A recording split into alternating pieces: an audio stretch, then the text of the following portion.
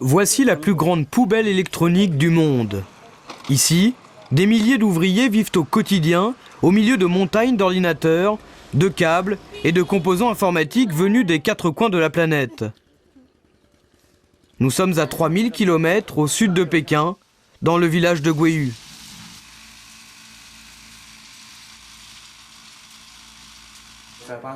Au début des années 80, les habitants ont commencé par recycler des produits électroménagers. Puis avec le boom de l'informatique en Chine, ils se sont rendus compte que les métaux des ordinateurs étaient plus lucratifs. Alors ils ont fait venir des milliers de travailleurs migrants. Et ce sont ces paysans sans terre qui, pour 1,50 € par jour, mettent leur vie en péril.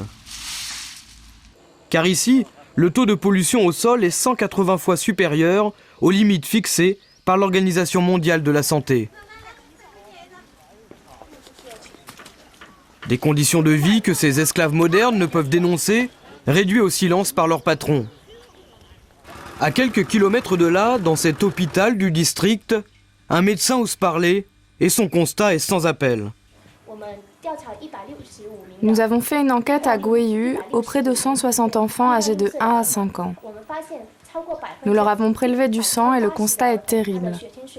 80% d'entre eux sont atteints de saturnisme.